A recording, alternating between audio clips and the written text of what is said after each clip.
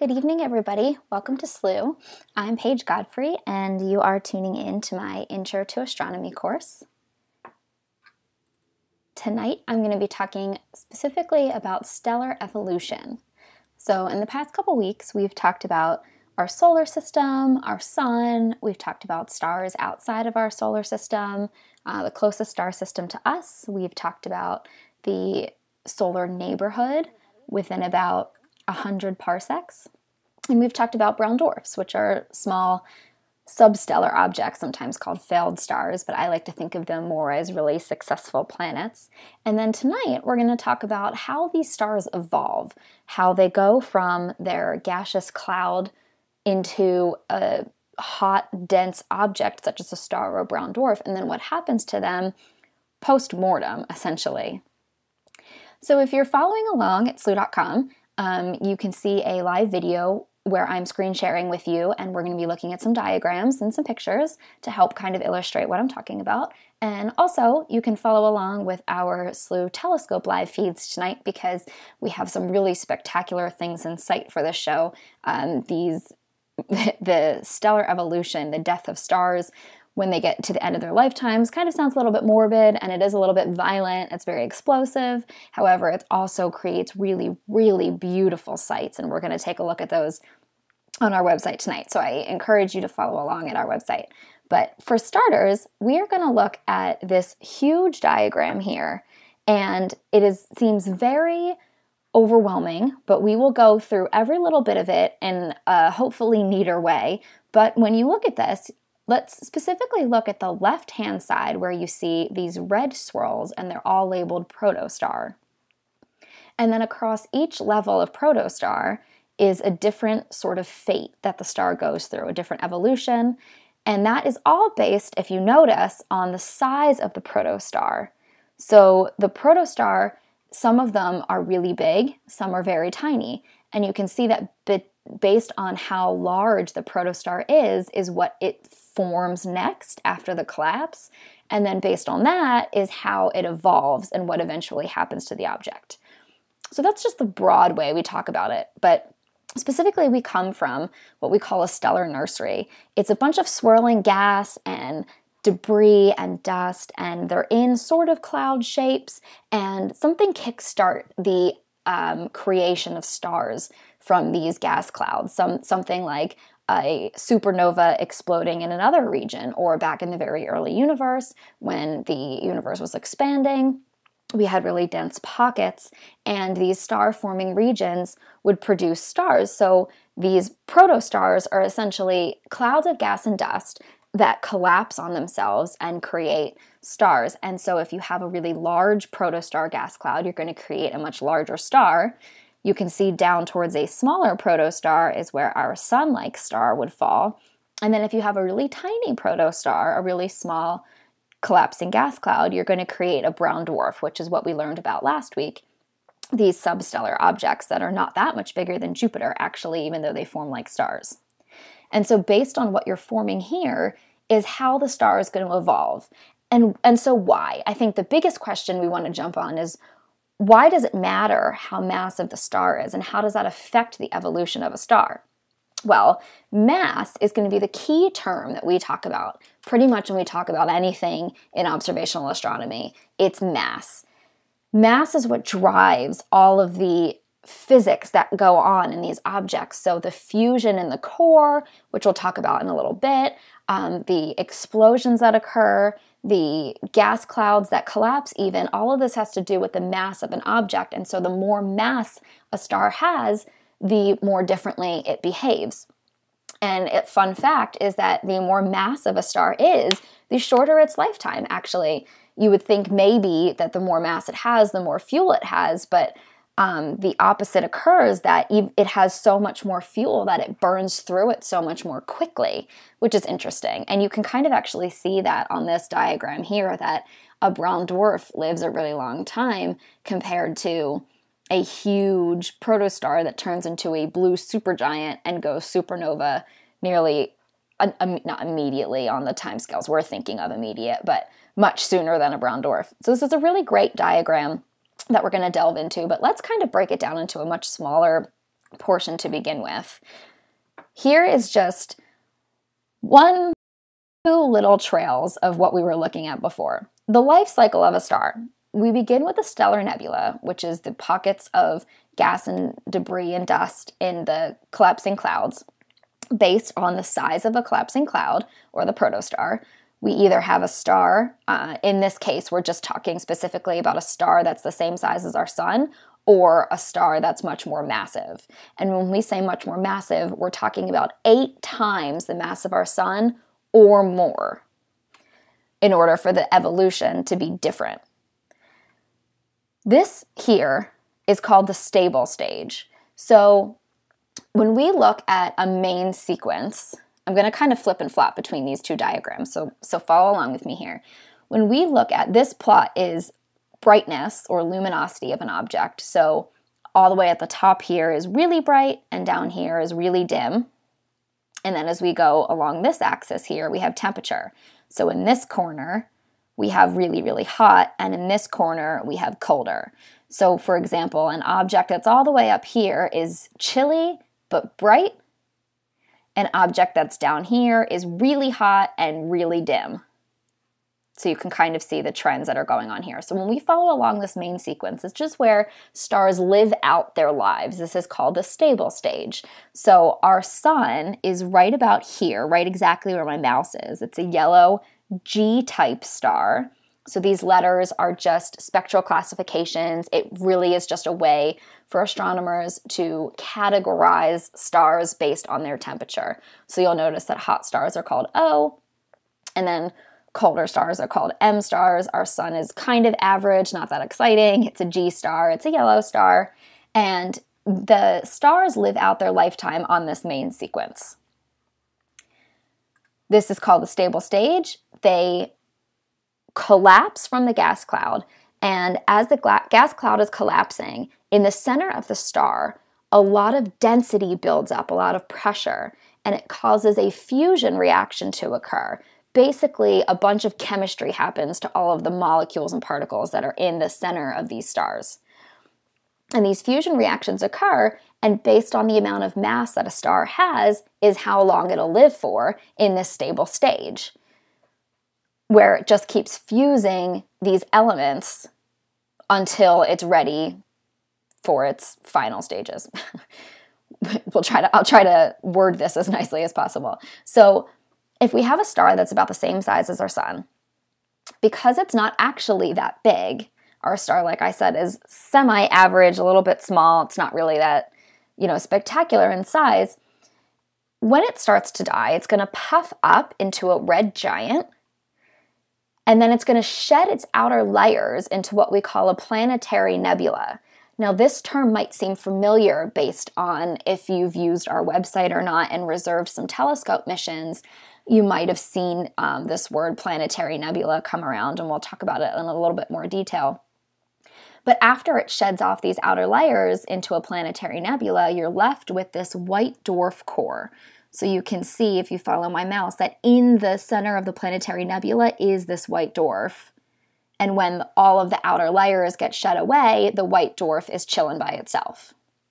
This white dwarf is really, really dense.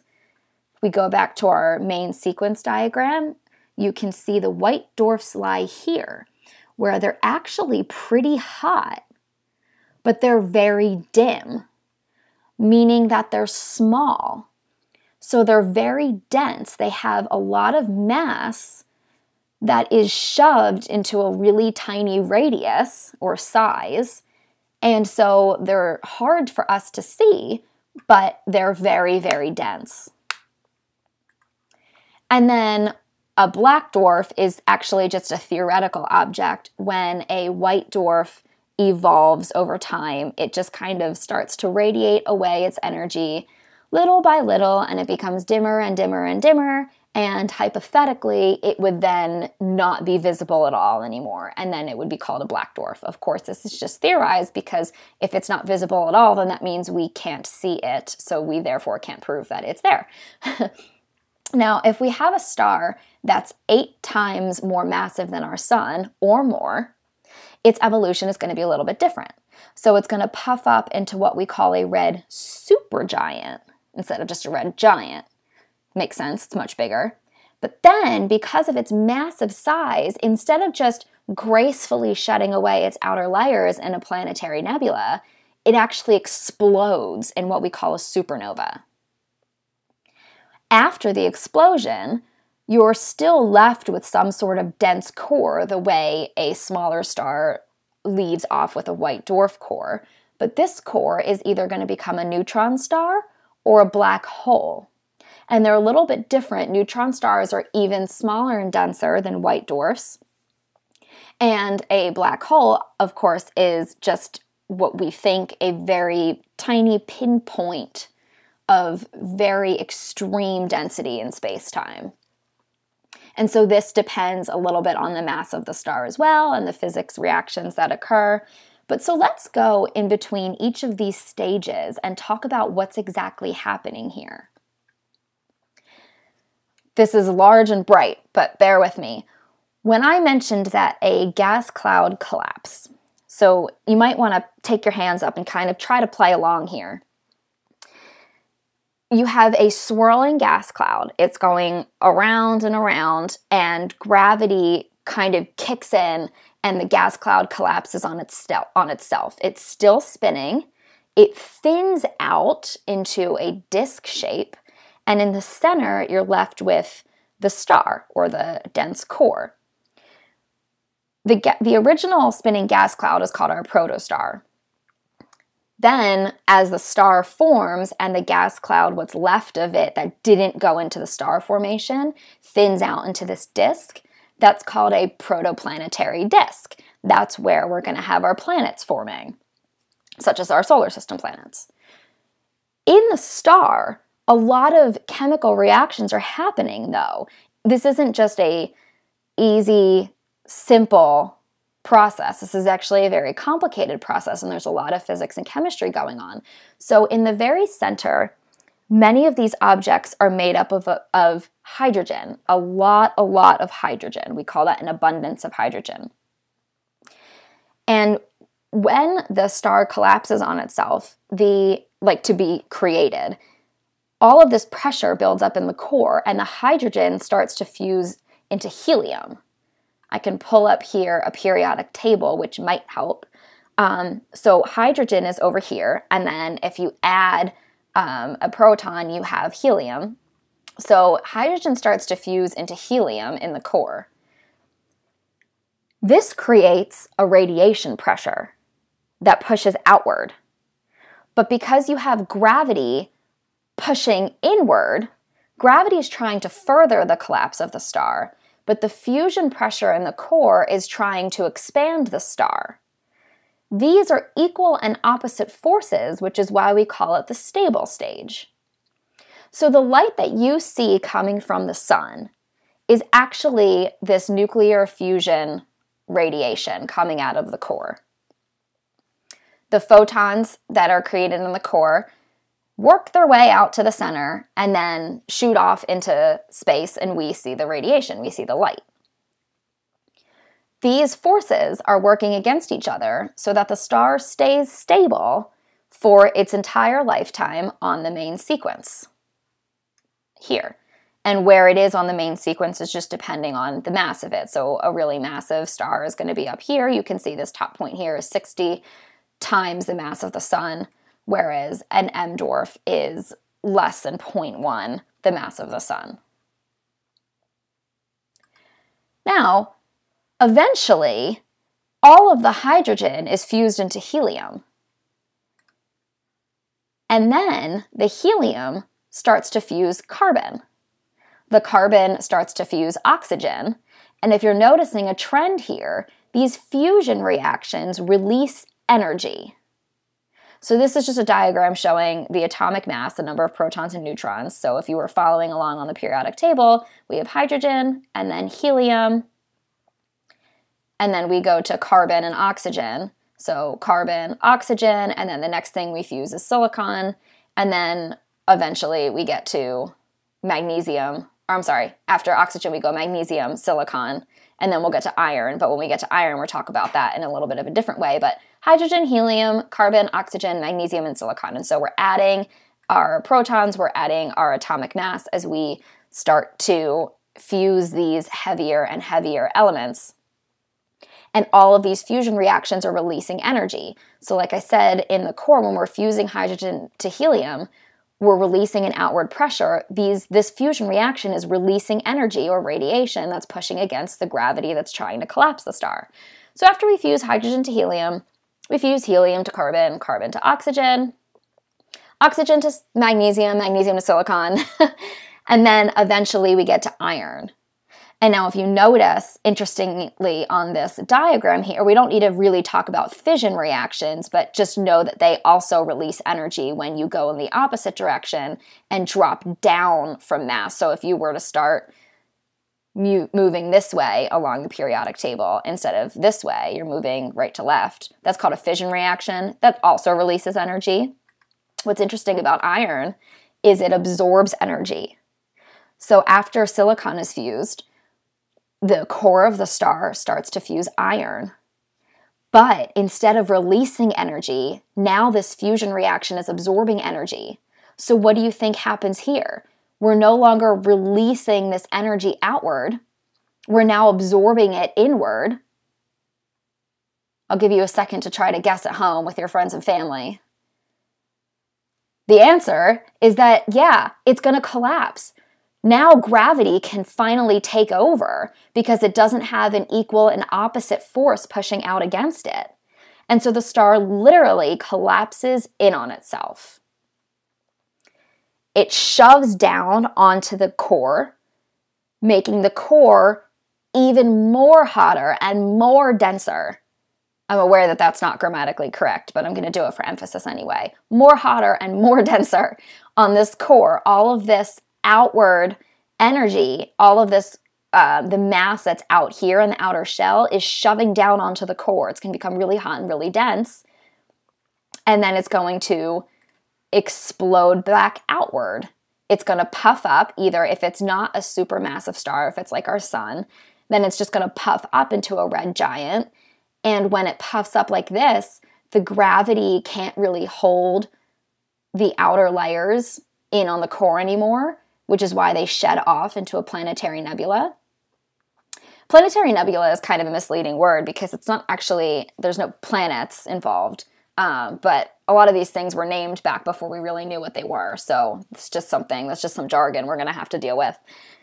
When the star is really massive and this iron fusion occurs and the energy is absorbed and the gravity takes over and the outer layers shove down onto the core and make it really hot and dense, then the core gets really angry. It's like, get off of me, you weigh too much. And it pushes itself out into a red supergiant and then into a supernova explosion. The outer layers literally explode off of this core.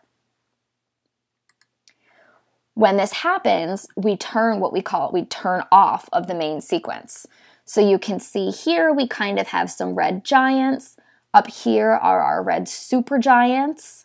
So when we turn off of the main sequence, depending on the mass of the star, it's going to either puff up. When it puffs up, of course, it's going to be a little bit brighter. So we're moving up on the brightness scale here. A supergiant is going to be brighter than a regular giant.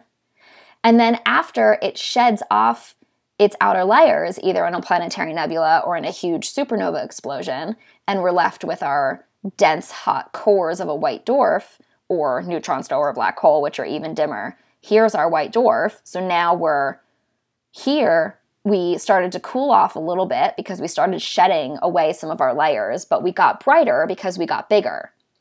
Then, after we shed off our layers, now we're much dimmer because we're just this tiny little hot, dense core, but we're a really hot, dense core with a lot of mass. And so now it's a white dwarf. And if it was a neutron star or a black hole, it would be even dimmer. That's a lot. That's a lot. Basically, what you need to know is this right here. We'll go back to our JPL, big, intense, scary, complicated plot, but now it should make some more sense. We have a stellar nursery. We have a lot of gas clouds that are collapsing on themselves. They form protostars. Based on the mass of a protostar, is what kind of star it turns into, either a really, really big star, a sun-like star, or a much smaller star. Based on the mass of the star is what's going to happen to it after its life cycle ends. A really massive star is going to eventually use up all of the energy in its core when it fuses iron. It's going to then collapse on itself, which pushes so much pressure down onto the single center point that it then throws it all back out into space in a massive, violent supernova explosion. This is going to leave it turning into a black hole or a neutron star.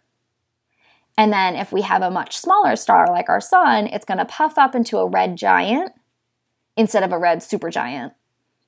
And then it's just going to kind of gracefully shed away its outer layers into a planetary nebula, leaving the white dwarf core in the center. Now, if we're a brown dwarf, as I mentioned last week, we don't actually go through any of this. Brown dwarfs, just because they don't have sustainable hydrogen fusion in their core. So when we go back to this diagram here, stars fuse hydrogen into helium for their entire main sequence lifetime. Brown dwarfs don't have this sustainable hydrogen fusion, and therefore they don't follow this kind of evolution. They just sort of shed away their mass off into space forever, getting dimmer and dimmer and dimmer, cooler and cooler and cooler. If we go back to our HR diagram, now I'm going to point out to you the lifetimes that are on here. So I mentioned that a much more massive star has a much shorter lifetime. Live fast, die young is the saying, I guess. So if you're a much more massive star, you can look at a lifetime of about 10 to the 7 years. Whereas if you're a much smaller star, the lifetime is on the order of 10 to the 11 years. That didn't sound right. I'm not saying 10 to 11 years, like 10 years. I'm talking about 10 with 11 zeros after it. So I'm talking over 1 billion years. The older you get, or the smaller the star gets, the longer it lives, on the order of billions of years.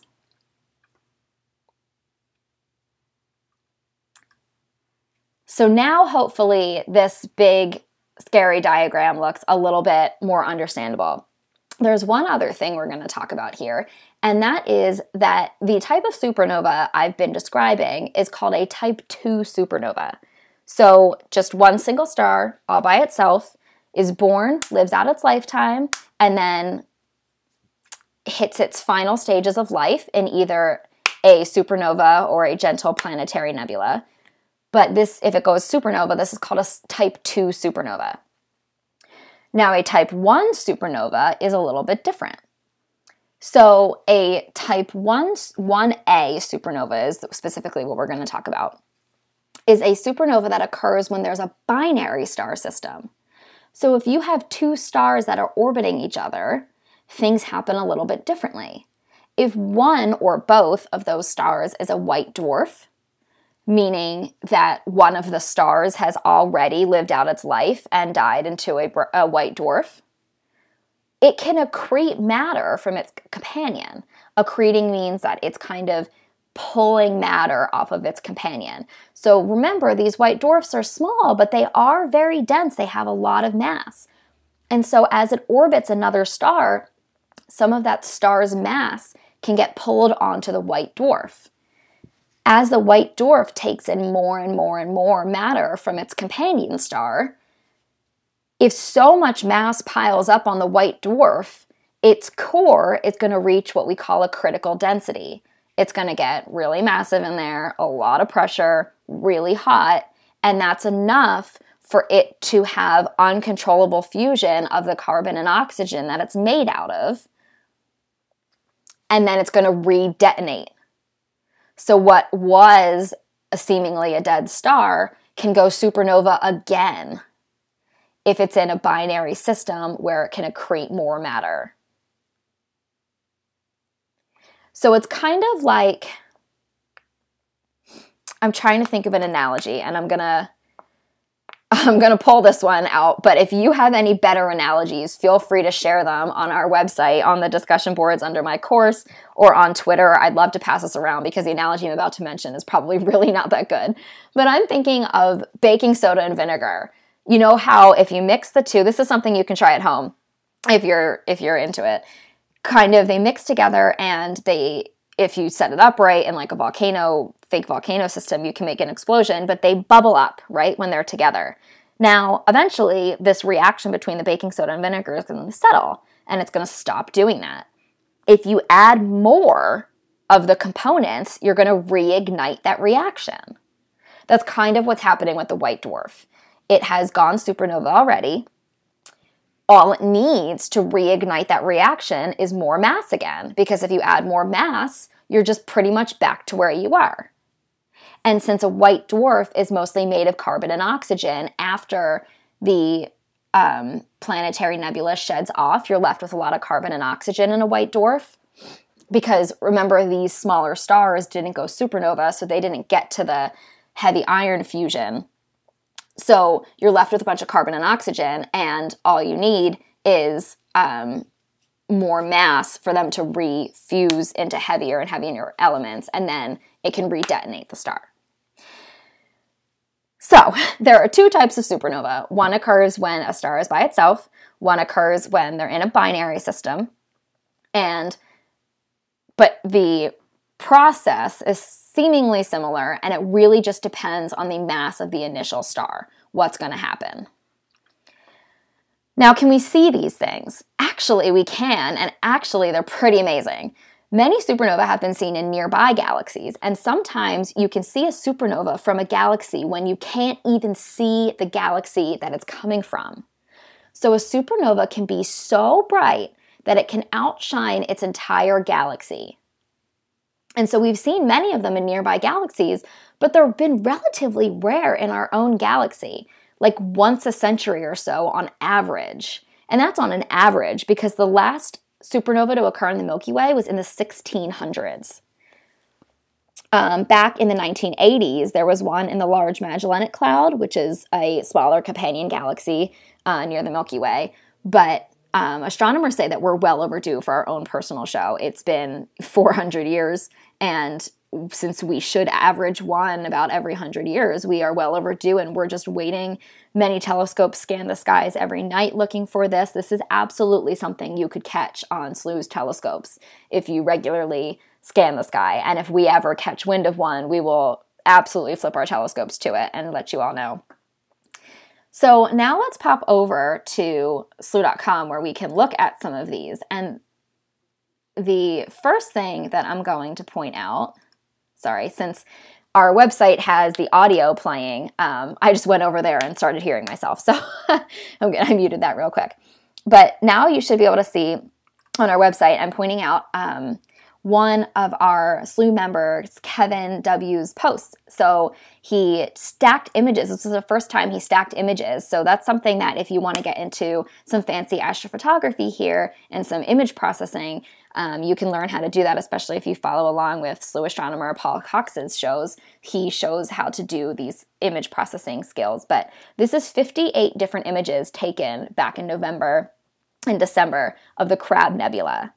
So this is a supernova remnant, and we're going to open this up here, and you can see this beautiful color. So this is what I was referring to when I said that it's a very violent death of a star, but it's actually really beautiful. So when we are left over with the gas that shed off of the supernova explosion or the planetary nebula that shed off of the red giant, this is what it looks like, this beautiful, diffuse, colorful gas in space. And you can see very vividly here kind of like filaments, these strings of gas that are just more dense than the rest of it. And these are called knots, K-N-O-T-S, knots of gas in the supernova remnant. So if you want to know more about how Kevin did this, you can find this in the discussion boards under Crab Nebula Miscellaneous General. So now let's go to the telescopes. I have a couple missions set up for us. So I'm on the Canary Islands page. We have Canary 1, Canary 2. So on Canary 2, I have the Owl Nebula at the moment. So you can see here this ring of discolorment, kind of. It is a nebula of, it's called the Owl Nebula. It's a planetary nebula. It's about 8,000 years old. And it's about 2,000 light years away. And it's in the constellation of Ursa Major.